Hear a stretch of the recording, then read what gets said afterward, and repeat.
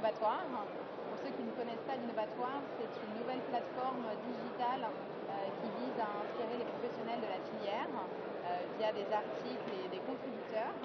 Et un de nos contributeurs est présent avec nous aujourd'hui, Bertrand Kuhlmann, professeur de sociologie et d'anthropologie à la Sorbonne, qui publie un livre à la rentrée sur les salons, salons, rencontres et surprises, publié aux éditions Duno, et donc on va en savoir un petit peu plus aujourd'hui. Bertrand, je vous laisse la parole. Mais j'ai effectivement eu la chance de participer aux discussions qui ont conduit à la création de l'Innovatoire. Donc moi je suis sociologue universitaire, spécialisé au départ en sociologie de la santé et sociologie du sport. Et c'est par le sport que j'ai été amené à rencontrer la filière. À un moment où une IMEF cherchait à pénétrer dans le monde du sport, j'ai rencontré quelques personnes de la structure et en parlant avec eux, j'ai commencé à mesurer toute l'ampleur assez méconnue, la beauté, la puissance de la filière. Et ça m'a donné envie d'en savoir plus, de faire une enquête et de produire un livre sur le sujet qu'on a anglais sur les salons. Il fallait trouver un angle, on ne pouvait pas tout couvrir. Donc effectivement, à la rentrée, je publie un livre intitulé Salons, rencontres et surprises, qui sera un beau livre avec des photos parce que c'est très visuel, très iconographique, votre filière. Et parallèlement, j'ai enquêté pendant 2 ans sur le secteur. Et parallèlement, j'ai participé aux discussions qui ont conduit à la création de l'Innovatoire, ce qui était très intéressant pour moi parce que c'était vraiment un lieu où se côtoyaient des professionnels de la filière, des gens venant de l'univers des agences de com, des agences conseils. Il y a eu en particulier The Boson Project d'Emmanuel Duez qui a été très active dans la création de l'Innovatoire, et puis des gens ayant un profil plus académique comme le mien. Donc c'était tout à fait enrichissant pour moi, parce que très vite la difficulté dans le cadre de la préparation de mon livre sur lequel j'ai buté, c'est qu'il fallait éviter que le livre soit un catalogue de salons où il y aurait 2 pages sur le salon d'agriculture, 2 pages sur l'aéronautique et l'espace, etc. Il fallait trouver des axes transversaux, des thématiques transversales permettant d'organiser les matériaux. Voilà. J'avais quelques idées en tête, mais les discussions autour de l'Innovatoire m'ont fourni un certain nombre de pistes auxquelles je n'avais pas forcément pensé au départ. Par exemple, toute la thématique de l'esthétique, il y a eu un numéro spécial de l'Innovatoire là-dessus. Et je l'avais perçu en visitant certains salons, mais je ne l'avais pas isolé comme tel, alors que finalement, dans mon livre, ça a pris une certaine importance. Voilà comment les choses se sont faites. Alors justement, la notion de l'esthétisme, qu'est-ce que vous pouvez penser des salons qui sont délivrés aujourd'hui par rapport à ça? On s'en était déjà parlé, mais grosso modo, comment on pourrait faire mieux? Je crois qu'il y a des pistes un petit peu de développement dans le livre. Effectivement, à la fin du livre, j'esquisse un certain nombre de pistes d'amélioration qui m'ont frappé. Ce que je voudrais dire d'abord, c'est que c'est un secteur absolument magnifique. C'est un très très bel objet pour un sociologue. C'est extrêmement surprenant qu'il n'y ait jamais eu de travaux académiques sur ce sujet. Ça pose question d'ailleurs, ça montre que la filière est un peu méconnue, un peu invisible, et vous gagneriez les uns et les autres, me semble-t-il, à vous demander pourquoi et à bâtir une politique de communication autour de ça. Parce que pour un sociologue, c'est un champ extraordinaire. Les manifestations que vous organisez, pas seulement les salons, mais l'ensemble des manifestations que vous organisez, c'est le prototype de ce que nous autres sociologues, on appelle un fait social total. C'est une expression qui avait été forgée par un grand sociologue français qui s'appelait Marcel Mauss pour désigner de façon préférentielle des événements réunissant un très grand nombre de gens et d'institutions qui entrent en interaction et se jouant simultanément sur tous les principaux registres de la vie sociale, c'est-à-dire ayant à la fois des incidences politiques, économiques, technologiques, esthétiques, etc. Et Mauss avait insisté sur le fait que ce type de fait social, c'était vraiment la quintessence de ce sur quoi les sociologues devraient se focaliser, parce que ça permet de saisir la société dans son ensemble. Et les salons, c'est ça, le nombre d'intervenants visibles et invisibles, parce qu'il y a tous les métiers qui contribuent à la création, à la fabrication du salon. Ensuite, il y a tous ces exposants qui convergent, tous les visiteurs, bon, c'est des lieux incroyables. Et puis, l'autre chose très frappante, simplement pour vous expliquer pourquoi un sociologue peut s'intéresser à cet objet. Alors, ce n'est pas du tout pour vous assommer de références académiques, mais moi, je suis aussi anthropologue de formation, et en anthropologie, la question de l'échange a une très grande importance. C'est à cause des travaux de Lévi-Strauss. Lévi-Strauss a beaucoup travaillé sur les systèmes de parenté. Et il s'est interrogé sur qu'est-ce qui, par-delà la très grande diversité qui existe dans les systèmes de parenté, est universel. Et il a théorisé le fait que c'était la prohibition de l'inceste. Ça peut paraître très loin de vos préoccupations, mais en fait, ce qu'explique Lévi-Strauss, c'est que cette universalité de la prohibition de l'inceste, contrairement à ce que tout le monde s'imagine, n'obéit pas à des fondements génétiques. Tout le monde vous dit c'est pour éviter les dommages biologiques qu'entraînent des unions entre proches consanguins. Pas du tout. Il suffit de réfléchir 2 minutes pour se rendre compte que cette explication n'est absolument pas convaincante. Vous avez énormément de sociétés où 2 femmes qui sont exactement à la même distance de égaux en termes de consanguinité, 2 cousines par exemple, sont l'une autorisée, l'autre prohibée. Ils ne sont pas débiles, les indigènes, ils peuvent bien se rendre compte que c'est à la même distance. Alors, donc, il y a tout un tas d'autres arguments qui permettent de montrer que ce n'est pas du tout l'explication biologique qui est convaincante. Et donc, Lévi-Strauss, cherchant à comprendre cette universalité, a théorisé le fait que, en fait, la prohibition de l'inceste est au fondement de ce qu'il appelle l'alliance. C'est-à-dire du fait que les lignées familiales sont obligées de tisser des liens les unes avec les autres. À partir du moment où vous ne pouvez pas coucher avec votre sœur, si vous voulez vivre une vie sentimentale et sexuelle épanouie, il faut que vous vous adressiez à une autre lignée familiale qui sera disposée éventuellement à vous céder une femme, et en retour vous en céderez une aussi, etc. Et du coup, les lignées familiales deviennent alliées les unes avec les autres, et ça, en termes sélectifs, c'est un très gros avantage pour l'espèce humaine, parce que ça renforce une sociabilité pacifique. Ça donne beaucoup de force pour le dire de façon très simple et très imagée. Les Papous de Nouvelle-Guinée, ils disent que le but réel d'un mariage, c'est pas tellement de se procurer une femme, c'est de se procurer des beaux-frères. Parce qu'on est beaucoup plus puissant, évidemment, quand on a des beaux-frères. Vous imaginez bien que pour chasser un mammouth, il vaut mieux être 25 parce qu'on a beaucoup de beaux-frères qu'être juste 2 ou 3 parce qu'on a juste 2 petits frères qui en plus sont des gringalets qui vous servent à rien. Donc les lignées familiales qui ont su jouer le jeu de l'alliance, de l'échange, de l'interdépendance comme ça, sont devenues beaucoup plus puissantes.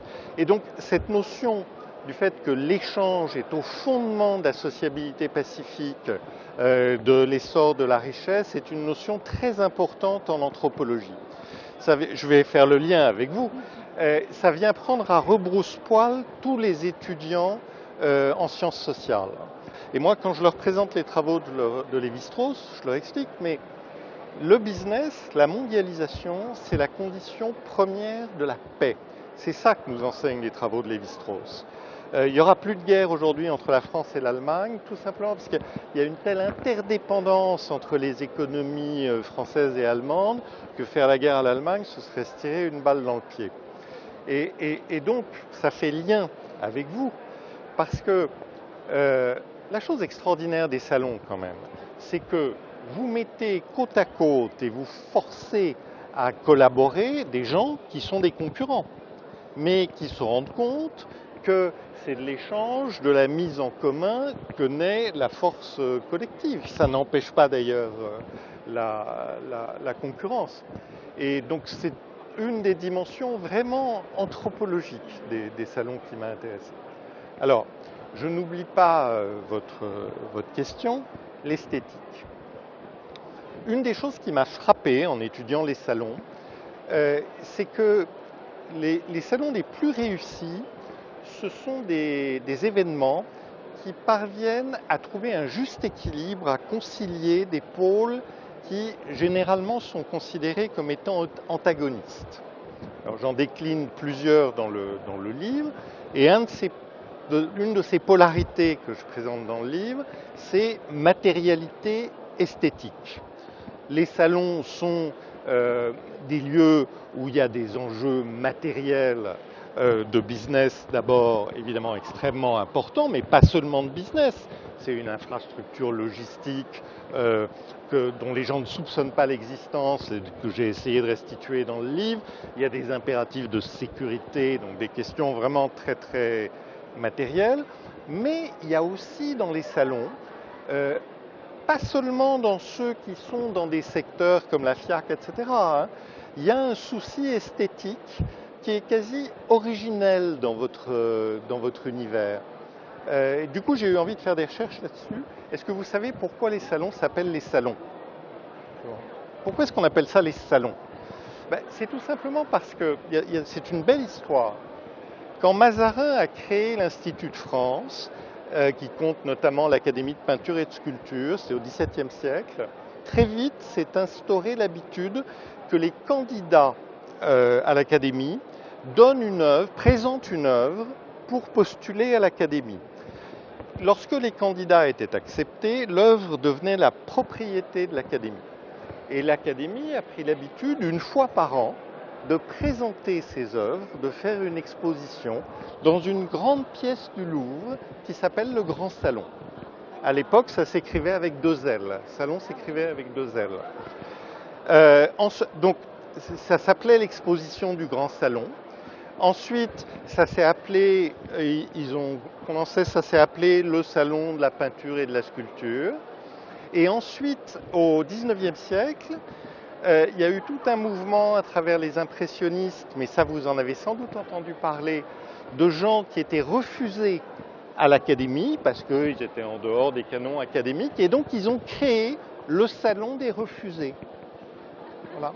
Et après, c'est fin du 19e que des salons plus spécialisés se sont créés, mais ils ont gardé cette dénomination.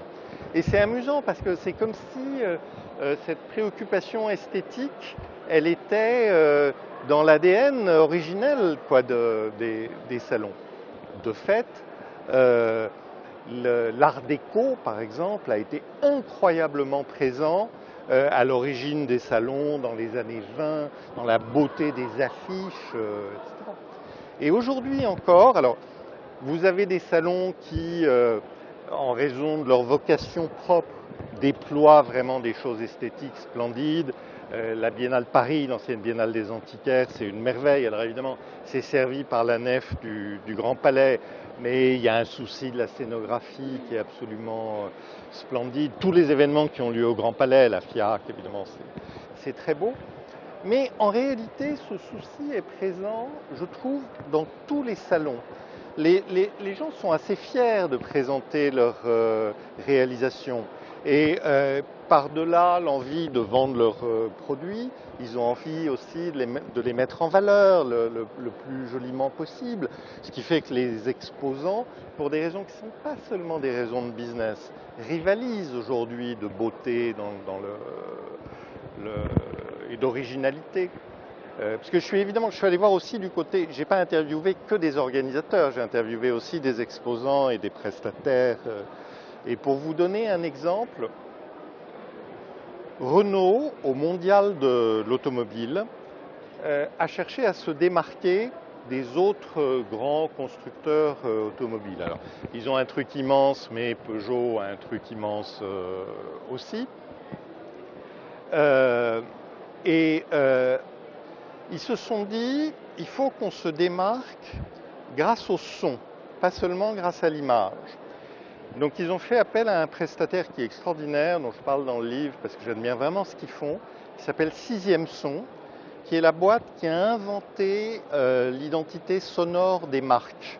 Vous savez, quand vous allez dans les gares, c'est eux. Et donc, ils ont pour Renault monté sur ce stand tout un dispositif sonore avec des haut-parleurs directionnels accrochés aux poutres du plafond qui accompagnent le visiteur. C'est-à-dire que selon le trajet que le visiteur fait, il n'entend pas la même chose. Au milieu, s'il passe devant une portière, au milieu de la musique, il va entendre une portière claquer, le vrombissement d'un moteur, etc. Et voilà, tout ça, ça participe d'une esthétique extraordinaire. C'est vrai que tu évoquais dans ta question, en fait on se tutoie, mais on avait dit qu'on se voyait pour l'interview, mais moi j'y arrive pas. Tu évoquais dans ta question comment on pourrait faire mieux. Et c'est vrai que parmi les pistes d'amélioration que j'ai eu envie de déployer un peu à la fin du livre, je pense que le souci scénographique et l'originalité en matière d'aménagement de l'espace pourraient être plus poussés. C'est une des choses qui m'a un peu frappé en visitant les salons, c'est qu'au fond, du point de vue de l'aménagement global de l'espace, ça n'a pas beaucoup changé depuis que j'étais petit, je ne suis pas tout jeune, quand j'allais visiter dans les années 60-70 des salons. C'est quand même globalement des grandes allées avec des stands disposés de part et d'autre. Ça manque un peu de surprise de ce point de vue-là. Et je me dis qu'il faut que les organisateurs fassent attention, parce que si un opérateur très inventif déboule tout d'un coup, merci Anthony, tu es adorable, tu seras en couverture du 2e volume. Ah. Si un opérateur déboule avec beaucoup d'inventivité, les organisateurs risquent de se faire un peu ubériser de ce point de vue-là. Alors, je devine que c'est pas simple. Les organisateurs ne cessent de mettre en avant des impératifs, d'abord financiers. Le modèle des salons, c'est de vendre du mètre carré. Le modèle économique, c'est de vendre du mètre carré. Et évidemment, si vous ne faites pas des choses découpées, il y a aussi des impératifs de sécurité. Il faut que les trucs d'évacuation puissent fonctionner. Mais quand même, je pense que ces contraintes ont un peu bon dos et que ça manque un peu d'originalité. J'ai vu des petites choses qui se faisaient au Canada où on invente des choses en hauteur, en relief, etc., où je pense que ça pourrait être inspirant pour la profession. D'accord. Merci pour cette belle vision. Alors Bertrand, vous parlez d'expérience visiteur, de rencontres, d'échanges, d'esthétique. Tout ça est évidemment lié au salon. Je switch un peu de sujet, mais ça fait lien. Dans quelle mesure le numérique peut être un élément perturbateur, ou en tout cas mettre en danger le salon? Quand on vous écoute, ça reste de toute façon un lieu indéniable et hyper important et pertinent. Est-ce qu'on doit quand même se mettre à la page, on va se faire bousculer par le numérique? Je sais qu'il y a des salons virtuels qui commencent à exister. Et là, on perd tout. Se mettre à la page, sans aucun doute. Il est évident qu'aujourd'hui, aucun secteur économique, et celui des salons ne peut pas y échapper, ne peut négliger tous les mouvements qui se passent autour du numérique. Je sais que pas mal de gens se sont inquiétés il y a une dizaine d'années de comment ça pouvait rendre obsolète un certain nombre de salons. Moi, je suis assez convaincu par les gens comme Renaud Hamed ou d'autres qui disent qu'en réalité, le numérique, c'est une chance supplémentaire pour les salons. Ça peut, évidemment, si on sait prendre les bons tournants, démultiplier la puissance des salons. Il y a des salons qui l'ont fait remarquablement bien. Maison et Objets, il faut dire ce qui est, a très bien joué le coup en créant ce dispositif Internet qui est très bien fait. Et des exposants me disaient à quel point ça leur était utile. Les gens peuvent taguer sur le plan du salon, prendre des rendez-vous, ça c'est un gain de temps extraordinaire. Il est évident que l'utilisation du big data va permettre aussi aux organisateurs de fournir des services plus performant.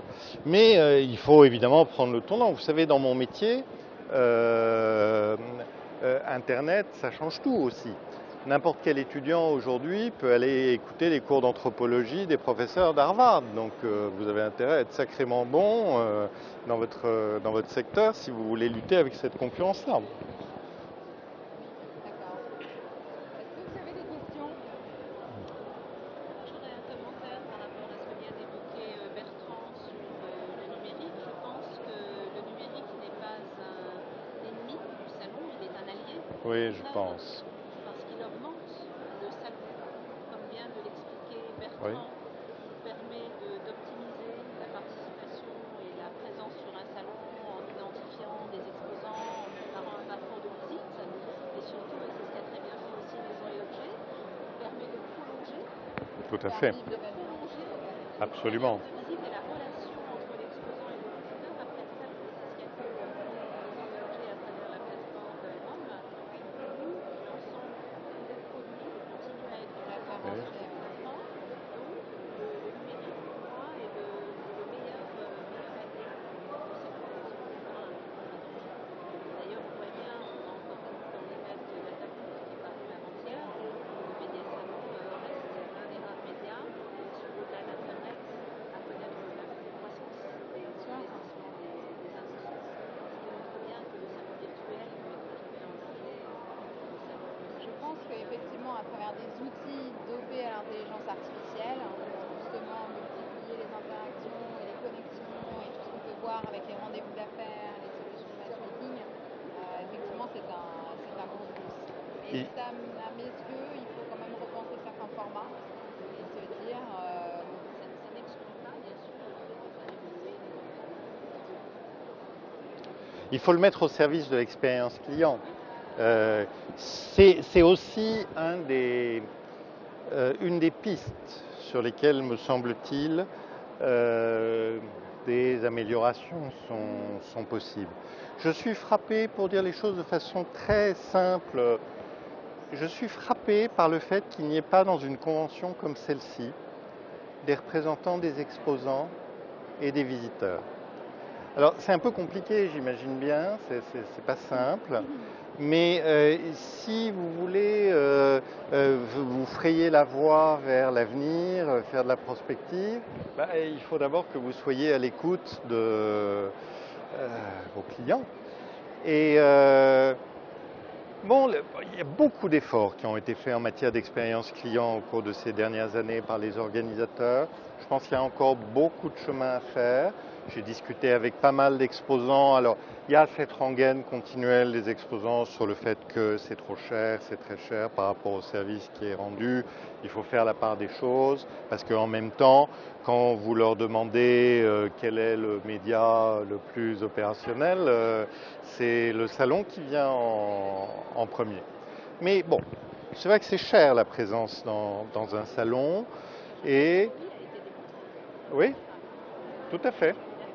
Tout à fait. Il faut vraiment qu'il y ait une expérience client de qualité qui soit délivrée. Les exposants parfois se plaignent un peu, parfois à mon sens à juste titre. Et l'expérience visiteur, bon, moi j'ai eu la chance pour cette enquête souvent d'être invité dans les salons, mais j'y suis allé parfois aussi un peu comme client mystère. Et voilà, vous sortez du métro Porte de Versailles, vous butez les pieds dans les rails du tramway, vous arrivez devant une entrée, vous ne comprenez pas tellement comment elle fonctionne. Pour un visiteur, c'est épuisant de visiter un salon. Il n'y a pas toujours beaucoup d'endroits où s'asseoir. Et c'est amusant parce qu'on le dit depuis très longtemps, j'entends ça depuis très longtemps, et ça ne bouge pas tellement. La question de savoir où est-ce que les visiteurs peuvent s'asseoir pour se reposer un peu pendant les salons. Alors, pour prendre un exemple, à Roland-Garros, je travaille aussi sur le sport, à Roland-Garros, cette année, ils ont fait une chose géniale, parce qu'ils avaient le même problème à Roland-Garros, surtout à cause de l'exiguïté des lieux. Il n'y avait pas d'endroit où les gens pouvaient vraiment s'asseoir, se reposer. Ils ont installé des batteries de chaises longues devant des grands écrans. Donc quand les gens sont fatigués, en ont assez de suivre un match, ils peuvent sortir, aller prendre une boisson, s'asseoir dans une chaise longue comme ça. Ça prend pas énormément de place. C'est pas un investissement monstrueux. Une chaise longue, c'est un objet sympathique parce que ça évoque les vacances. Ils les ont faites assez jolies. Et à plusieurs reprises, je me suis demandé dans les salons, par exemple Porte de Versailles, il y a ces grands corridors qui vont d'un hall à l'autre où il n'y a pas grand-chose. On pourrait très bien mettre des chaises longues là pour que les gens puissent s'asseoir, se reposer une dizaine de minutes. Voilà. Vous évoquiez tout à l'heure les thèmes transversaux qui ont guidé votre Oui. réflexion et la rédaction de vos livres. On a parlé de l'esthétique. Quel est selon vous un autre thème Alors, fédérateur et je dis, transverse qui vous a... moi, les thèmes que j'ai cherchés, c'était ceux qui réunissaient des polarités opposées. Donc il y avait matérialité et esthétique. Il y avait aussi quelque chose qui était présent dans nos discussions déjà tout à l'heure. J'ai fait toute une partie sur tradition ultra-modernité. Parce que les salons s'ancrent les plus importants d'entre eux dans une tradition. D'abord parce que certains sont très anciens, le mondial de l'auto, le salon de l'aéronautique. D'autre part parce que même pour des salons qui sont plus récents, ils sont le reflet d'une tradition. Vous prenez le CIRA par exemple à Lyon, il y a toute la tradition culinaire de la ville de Lyon qui est en arrière-plan. Et cet ancrage est vraiment très important. On sent que les gens sont fiers de participer à cette histoire. Et en même temps, les salons sont à la pointe de la modernité parce qu'il faut que chaque année, ils présentent des innovations qui soient, pour ainsi dire, dans la prospective. Et les salons les plus réussis, à mon avis, sont ceux qui savent jouer sur les deux pôles. Si je prends un exemple, la Paris Games Week, c'est un salon qui est à la pointe de la modernité parce qu'évidemment, c'est jeux vidéo, c'est un public très jeune, etc. Ils ont eu l'intelligence de faire un corner rétro gaming parce que les gens viennent en famille maintenant. Donc il y a des gens qui ont mon âge, qui ont joué sur des jeux, qui sont contents de montrer à leurs enfants, ah bah tu vois, voilà les jeux où je jouais, etc. Et arriver à jouer sur les deux tableaux comme ça, c'est superbe. Et une autre polarité pour moi dont j'ai eu le sentiment qu'elle était importante, c'est une polarité, alors elle est très importante en anthropologie aussi, c'est sans doute pour ça que j'ai mis le doigt dessus, concentration-dispersion. Les salons, c'est des lieux de concentration d'une communauté professionnelle, de gens qui ont plaisir à se retrouver entre eux, qui ont des affaires à faire entre eux, etc. Bon. En même temps, un salon, ça doit être un foyer de rayonnement vers l'extérieur. Et de plus en plus, on voit maintenant d'ailleurs des salons qui font des opérations hors les murs, y compris des salons professionnels. Ça m'a beaucoup frappé avec le CIRA, qui est un salon professionnel. Ils ont eu l'intelligence de se dire qu'ils ne pouvaient pas laisser la ville de Lyon comme ça, complètement en dehors. Et ils ont créé ce dispositif qui s'appelle Big, où maintenant ils font tout un tas d'animations dans la ville. Et du coup, la ville s'est saisie avec fierté de la chose. Le mondial de l'automobile, la dernière édition, ils ont fait une parade de vieilles voitures autour de la place de la Concorde. Le salon de l'agriculture, ils ont organisé une transhumance au but de Chaumont. Et évidemment, vous pouvez aussi entendre dispersion au sens beaucoup plus large, rayonnement international. Vous êtes aux premières loges pour observer ça. Les salons français, pour beaucoup, sont extrêmement percutants à l'échelon international. Le Salon international de la lingerie, il se décline pas seulement à Paris, mais aussi à Hong Kong, à New York, etc.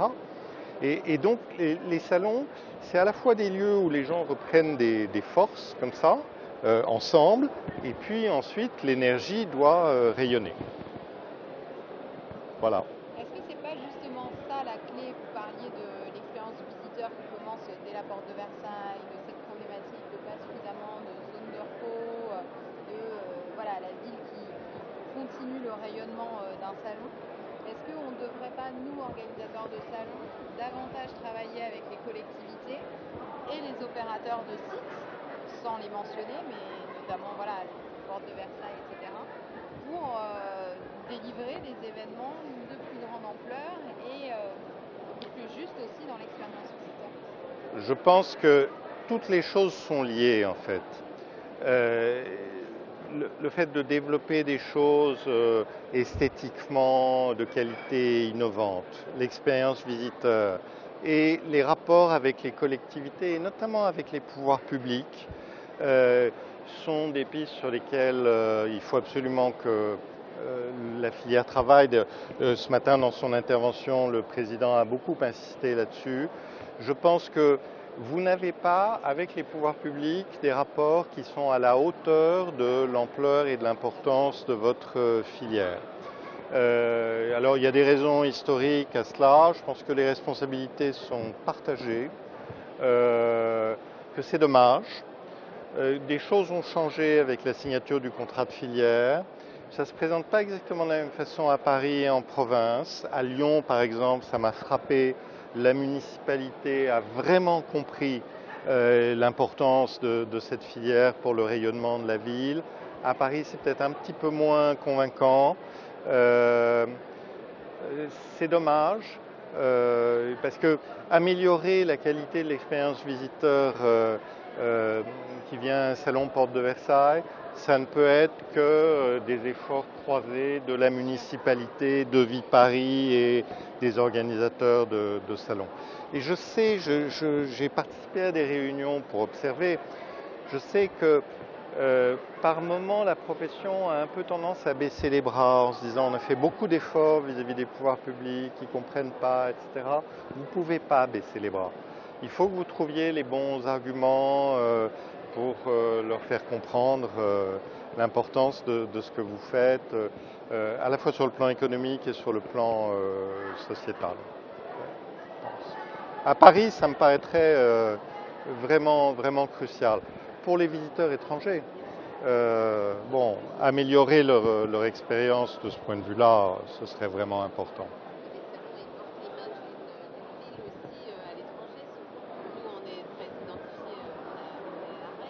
Oui, bien sûr, bien sûr. Ça se passe, évidemment. Et, évidemment, alors la difficulté pour Paris, c'est qu'évidemment, Paris a un tel rayonnement et les pouvoirs publics peut-être sont plus axés sur des événements à vocation culturelle. Mais il faut que vous trouviez des moyens de leur faire comprendre et ça peut se faire. Ça peut se faire. Là, c'est vraiment, il faut que vous fassiez preuve d'inventivité et que vous déployiez une vraie politique d'influence. Il y a des professionnels qui savent faire ça. Bon. Merci Bertrand. Merci, j'ai adoré enquêter sur ce secteur, donc Voilà, je vous continuez. invite à lire en tout cas les premiers feuillets qui sont assez prometteurs puisque ça commence avec l'état d'esprit des organisateurs de salons au moment où les portes vont ouvrir. Donc voilà, je pense que ça parle à tout le monde. En tout cas, on sent la passion dans la plume et on est tous des passionnés de la filière. Donc voilà, en attendant la rentrée, quelques pages. La passion dans la plume, c'était le reflet de l'enthousiasme et de la passion qu'il y a dans le secteur en fait. C'est vrai que c'est un des secteurs à propos duquel j'ai pris le plus de plaisir à enquêter parce que les gens adorent ce qu'ils font, donc évidemment ça vous porte. Merci en tout cas. Merci à vous.